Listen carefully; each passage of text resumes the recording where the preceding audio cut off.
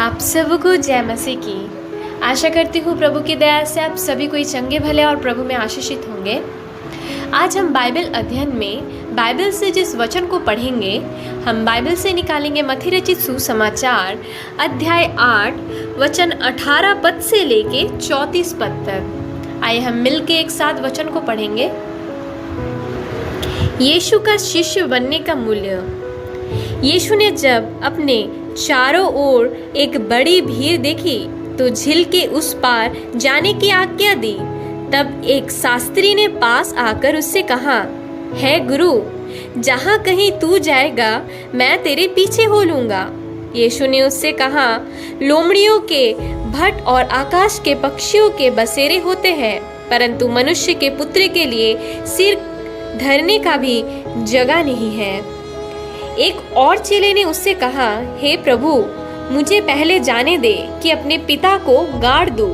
यीशु ने उससे कहा, तू मेरे पीछे हो ले और मुर्दों को अपने मुर्दे गाड़ने दे। जब वो नाव पर चढ़ा तो उसके चेले उसके पीछे हो लिए, और देखो, झील में एक ऐसा बड़ा तूफान उठा कि नाव लहरों से ढकने लगी और वो सो रहा था। तब चेलों ने पास आकर उसे जगाया और कहा, हे प्रभु, हमें बचा, हम नष्ट हुए जाते हैं। उसने उनसे कहा, हे अल्पविश्वासी, क्यों डरते हो? तब उसने उठकर आंधी और पानी को डांटा और सब शांत हो गया।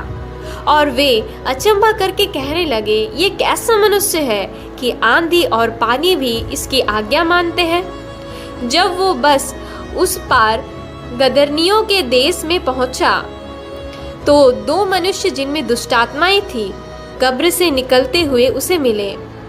वे इतने प्रचंड थे कि कोई उस मार्ग से जा नहीं सकता था।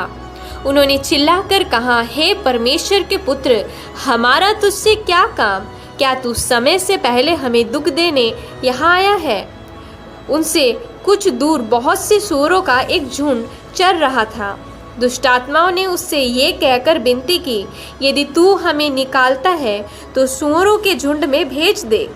उसने उनसे कहा, जाओ। और वे निकलकर सूअरों में पेट गए, और देखो, सारा झुंड करारे पर से झपटकर पानी में जा पड़ा और डूब मरा।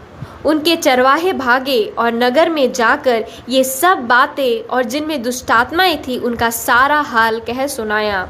तब सारे नगर के लोग यीशु से भेंट करने को निकल आए और उसे देखकर विनती की कि हमारे सीमा से बाहर चला जा। आमीन। परमेश्वर इस वचन के पढ़ने और सुने जाने से आप सबको बहुतायत से आशीष दे। Praise the lord. God bless you all.